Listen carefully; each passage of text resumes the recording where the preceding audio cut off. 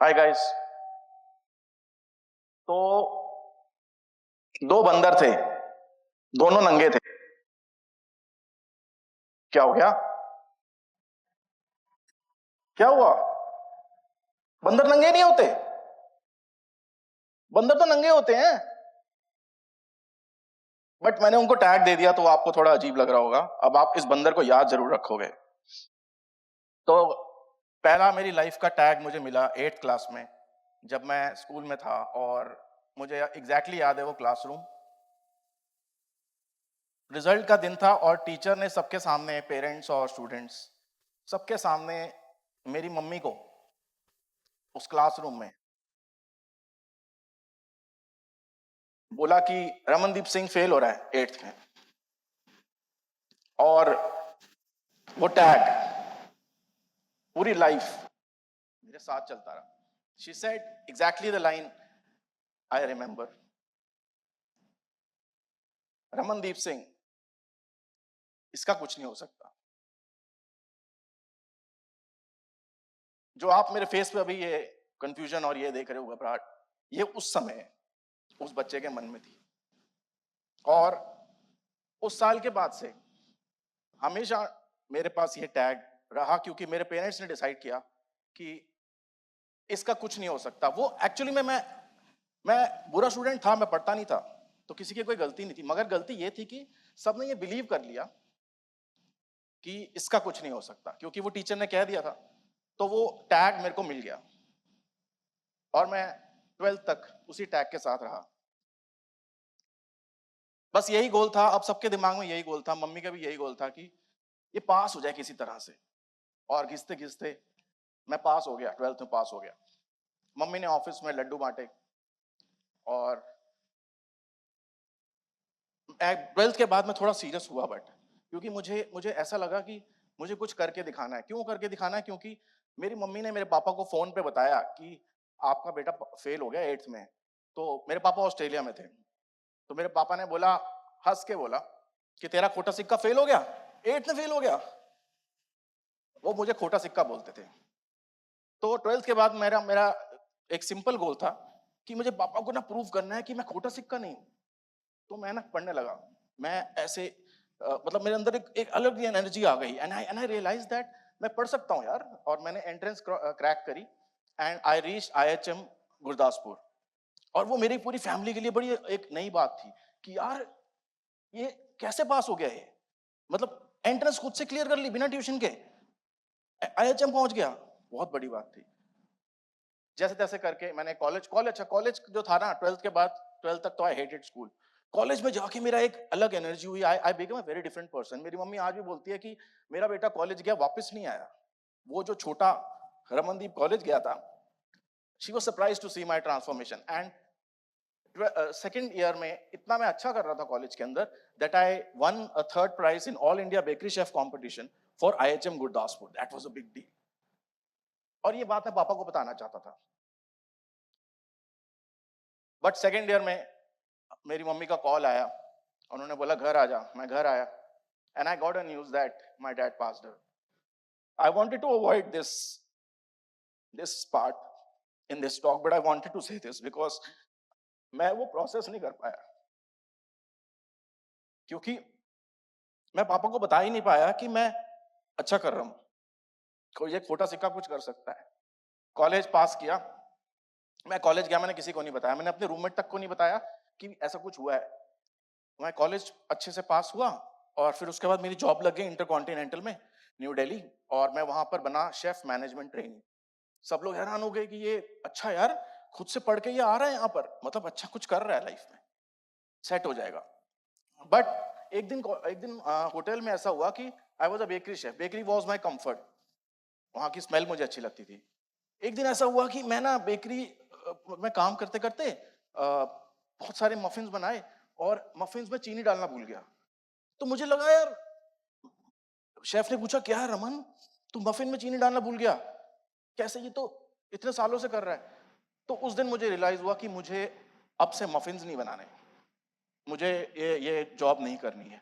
I don't want to be in this industry because goal तो कुछ और था ना। गोल तो पापा के पास जाके उनको प्रूव करने का था कि मुझे ये मैं आईएचएम कर रहा हूँ और अब मैं आपके पास आके आपको हेल्प करूंगा और मैं खोटा सिक्का नहीं हूँ। बट वो गोल खत्म हो गया। तो मैंने जब घर जाके अपनी मम्मी को बताया, और मैं of course as a single mother they consult, right, हमारे पेरेंट्स दूसरों से भी पूछते हैं, बहुत इंपॉर्टेंट होते हैं वो लोग। तो वो सब मिलके घबर मतलब अजीब सी बातें करने लगे सब मेरे साथ। जैसे कि मेरे जो जो बंदर थे ना, अब उन्होंने दो चड्डियां पहन ली पोल्का डॉट्स वाली, एक ने येलो एक ने लाल। अब बंदर लाल चड्डी कैसे पहन सकते हैं? हंस रहे हैं लोग, अभी भी हंस रहे हैं। बंदर बंदर तो नंगे होते हैं ना, वो लाल चड्डी क्यों पहन रहा है भाई? फैंसी ड्रेस हो रहा है क्या? क्या हो रहा है? मजाक हो रहा है लाइफ में कि बंदर तो नंगे होते हैं ना। वो आईएचएम किया था ना। क्यों किया था? क्योंकि इतना पैसा खर्च दिया, हैशटैग नालायक, हैशटैग इतना पैसा खर्च दिया मम्मी का। और अब आईएचएम करके हम तो होटल में जॉब करते हैं ना, उसके बाद शेफ बनते हैं ना, शेफ बन गए उसके बाद और अच्छा करते हैं ना, ये क्या हो रहा है? तो सारे अजीब सी बातें करने लगे। मगर मैं मेरा मन था कि यार मैं कुछ अलग करूंगा। तो मैंने इधर उधर से पूछा, तो किसी ने बताया कि बीपीओ में जॉब मिलती है। तो मैंने घर में बताया मैं बीपीओ की जॉब करूंगा। तो सब कह रहे हैं ये पागल हो गया है, कॉल सेंटरों में नौकरी करेगा आईएचएम करके, ये कैसी कहानी है, ये बंदर तो अजीब है। तो मैं बीपीओ चला गया, और बीपीओ में तीन चीजें अलग थी, उनमें से तीसरी चीज मेरी फेवरेट थी। पहली चीज सैलरी डबल थी, दूसरी चीज कैब लेने आती थी, एसी वाली, ठीक है, बाबू बन के जाता था मैं। और तीसरी चीज लड़कियां अच्छी थी। तीसरी चीज के लिए मैं बहुत एक्साइटेड था, और I joined a company called United health group, it is a Fortune 500 company. और वहां पर मिली मुझे वो लड़की जिससे मैं जिंदगी में, अपनी दुनिया में सबसे ज्यादा डरता हूँ, my wife. She sitting right there, I met her. ये वो वाली फोटोग्राफ है जब हम दोनों का एक छोटा से ब्रेकअप फेज टाइप चल रहा था। क्योंकि मैंने घर में बताया था कि मेरी जो गर्लफ्रेंड है वो मुझसे 5 साल बड़ी है, और मैंने इसको ब्रेकअप तो नहीं चल रहा था, बट मैंने उसे बताया, तो हम दोनों में वो चल रहा था कि अब क्या करेंगे टाइप्स। तो she was in Ireland, she is in MSc in soil science, she is a topper in she topped her university, but now she pursues emotional psychology and I am her favorite subject. So हम लोगों ने मिलके एक गाड़ी खरीदी जब हम date कर रहे थे, अभी कमिटेड भी नहीं थे। एंड जब मैंने घर में वो देखा, मम्मी ने गाड़ी खरीद ली इन्होंने मिलके, तो उन लोगों को लगा कि कुछ थोड़ा तो सीरियस चल रहा है। 4 साल के बाद सब मान गए, और हम दोनों ने शादी कर ली। शादी करी, और शादी के पहले साल में, ये फोटोग्राफ मैंने अपने इंस्टाग्राम पे कभी नहीं दिखाई है, बहुत लोग मांगते हैं। शादी के पहले साल में we got Laila in our life, she is our baby. और ऐसे लाइफ मस्त चल रही थी, ठीक है। अब हम मिलके इतना फोकस थे। जब दो लोग मिलके एक साथ इतना कुछ करना चाहते हैं तो वो पूरी मेहनत करते हैं। तो we motivated each other, we got promotions, ये वो, और everything happened. Cut to 10 years from then, हम लोगों ने घर बना लिया, सब सेटल दुनिया के हिसाब से। अब हम सेटल थे। अब खोटा सिक्का अपने अपनी जगह पे पहुंच गया था, और वो खोटा सिक्के वाला टैग मेरे अंदर से जा रहा था। मगर आपको ये बताता हूँ कि it it happens with everyone. हमारे बचपन में एक ऐसी चीज होती है, एक टैग होता है जो हमारे साथ पूरी जिंदगी चलता है, और हमें पता भी नहीं होता है, और वो हमें किसी और ने दिया होता है बिना हमारी परमिशन के। हमें लगता है कि वो टैग खत्म हो रहा है। वो टैग खत्म हो रहा था मेरी लाइफ में। अचानक से एक रात आई, और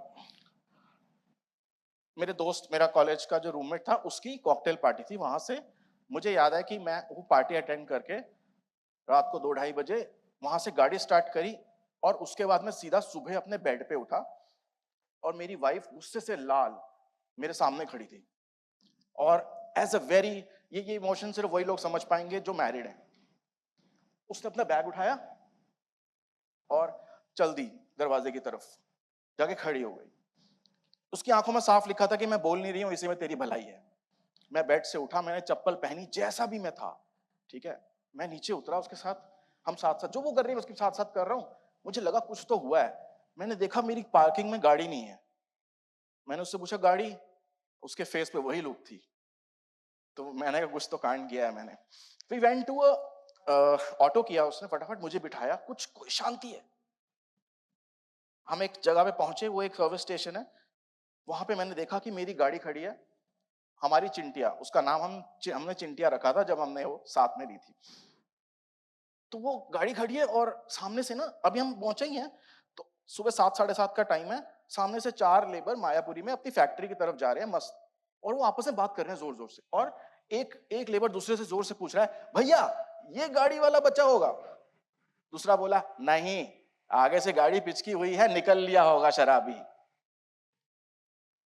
मैंने अपनी वाइफ की तरफ दोबारा नहीं देखा। She took me to a hospital और एमआरआई हुआ, और डॉक्टर ने बोला कि कंकशन है। कंकशन बोलते हैं कि पता नहीं, ऐसे कुछ था वर्ड, पहली बार मैंने ये वर्ड सुना था। ठीक है, वो बारटेंडर कुछ कंकशन बनाता है, मैं तो वही सोच रहा था कि वैसा ही कुछ होता है। तो मैंने बोला ये तो बारटेंडर होता है, तो उसने बोला होता ऐसा ही है, तुम्हारा दिमाग हिलता है जब झटका लगता है, तो इमरजेंसी में जाना होता है, घर नहीं जाना होता रात को। ठीक है, तो कंकशन था, कंकशन शायद इज द राइट वर्ड। उसने बोला कि 15 दिन का रेस्ट चाहिए, you are fine by God's grace. वो जो मूवमेंट था ना, I was suppose to die that day. At that time I realize that I am not thinking about myself. मुझे बस ये टेंशन थी कि अब मुझे ऑफिस में क्या बताऊंगा, बॉस को क्या बताऊंगा। तो मैंने बॉस को कॉल किया, और वो 5 मिनट में, जब मैंने उनको अपनी गाड़ी की फोटो भेजी, वो कहते हैं कि कोई बात नहीं, तू रेस्ट कर। अब मैं डेप्यूटी मैनेजर इतने सारे लोगों को हैंडल करता हूं, और मेरे ऊपर इतना लोड था कि मैं क्या करूंगा, ऑफिस कैसे चलेगा। With in 2 days they replaced my position with someone,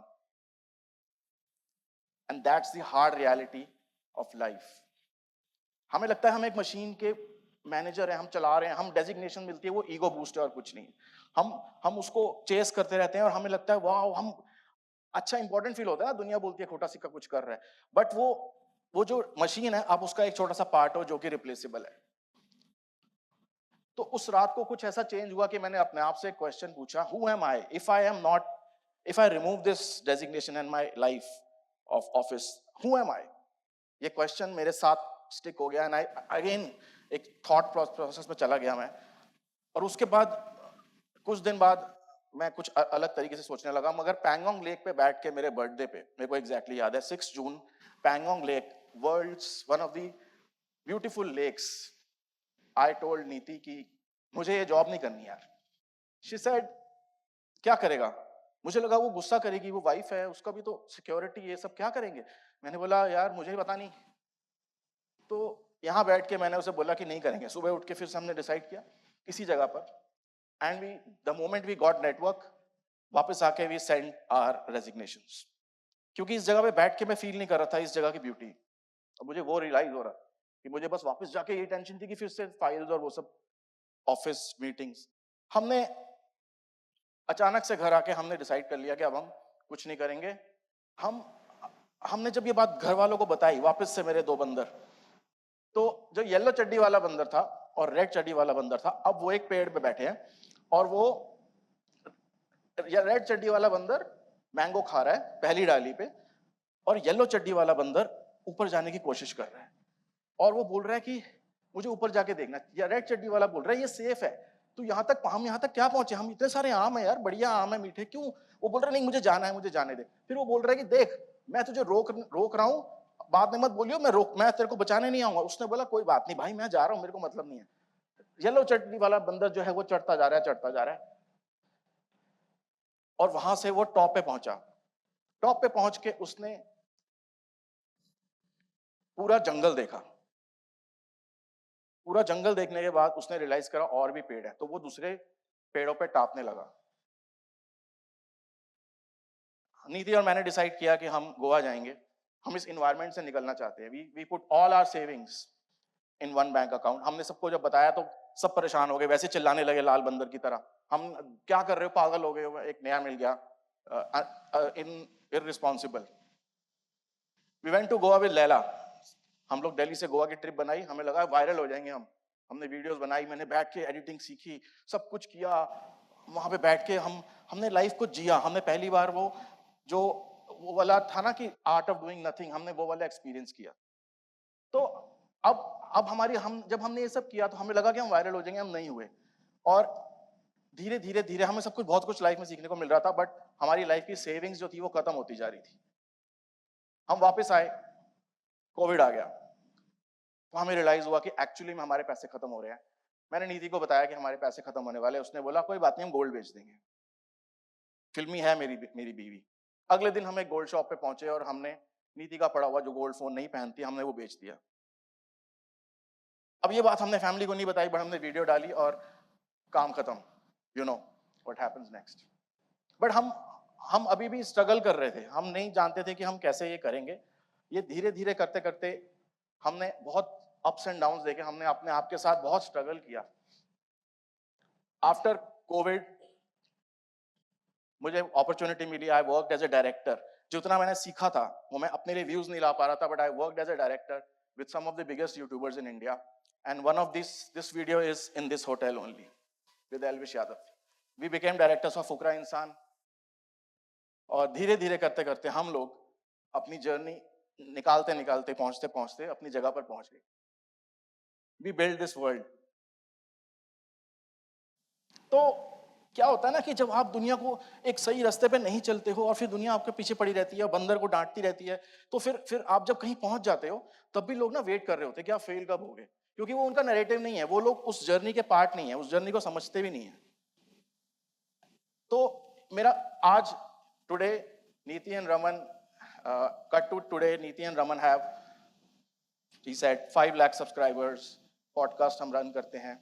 तो ये हमारी ये अचीवमेंट्स है, but our achievement is the journey that we went through.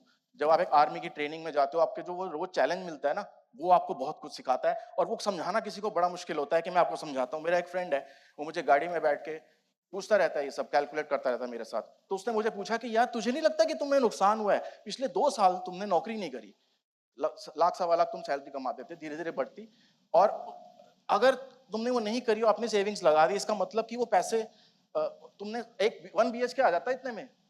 तो मैं उसको बस एक ही बात बोलता हूँ कि मैं सुबह अपनी मर्जी से उठता हूँ और मेरा मन करता है कि मेरा काम करने का आज मन है तो मैं करता हूँ, नहीं करता तो मैं नहीं करता हूँ। बट वो फिर मुझसे आगे से पूछता है कि यार तेरे को समझ नहीं आ रही, कैलकुलेशन दे, कैलकुलेशन क्या है। कमिंग बैक टू माई बंदर्स, वो जो पीली चड्डी वाला बंदर था, उसने पूरी दुनिया के पेड़ के आम खाए और वो अपनी मर्जी के डाली पे जाके बैठ गया। लाल चड्डी वाला बंदर अभी भी वहीं बैठा है, वही आम खा रहा है, उसने कभी पूरा जंगल देखा ही नहीं। जब वो बैठ के मैंने अपने आप से पूछा कि मैं कौन हूं, तो मुझे आंसर मिला कि मैं वो कोटा सिक्का हूं जो अपनी वैल्यू खुद बनाता है। My name is Ramandeep. Thank you.